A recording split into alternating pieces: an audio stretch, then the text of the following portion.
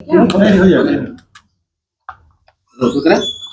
बताएंगे राज्य सरकार ने ईवी बिल सिस्टम में नया संशोधन किया है, क्या कुछ दिक्कतें आने वाली है? हाँ, मुझे आज पता चला है 24 मई को नई सर्कुलर जारी हुई है जिसमें जो ई वे बिल है उसको अनिवार्य कर दिया गया है।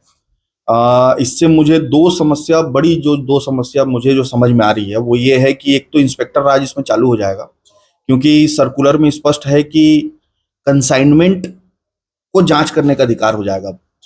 और पहले बॉर्डर पे जैसे चेकिंग होती थी, लेकिन अब वो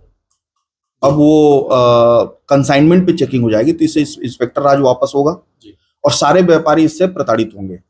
दूसरी चीज ये है कि जो खासकर छोटे व्यापारी हैं, गल्ला दुकान चलाने वाले, जो साड़ी का दुकान चलाते हैं गांव में, एक कोई जूते का दुकान चलाता है, कोई दवाई का दुकान चलाता है, उनके लिए बड़ी समस्या होगी।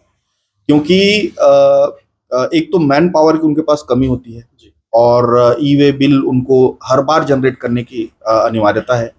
दूसरा, अगर वो ई वे बिल जनरेट नहीं करते हैं तो पेनाल्टी भी बहुत हैवी है, ऑलमोस्ट 100% पेनाल्टी है।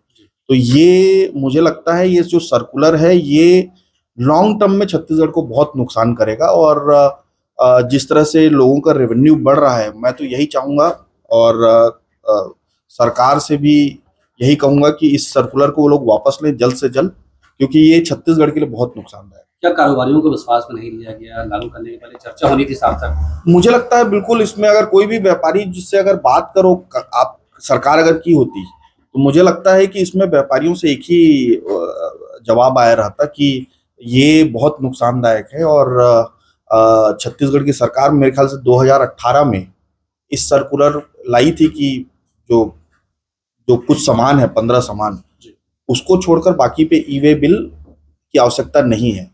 और अभी अगर ई वे बिल लेना पड़ेगा तो लोगों को मैन पावर बढ़ाना पड़ेगा, कॉस्ट बढ़ेगा और अल्टीमेटली वो कॉस्ट जो हितग्राही है, जो सामान खरीदने वाला है, उसको उसके जेब पर असर पड़ेगा और बिजनेस में बहुत इम्पैक्ट पड़ेगा।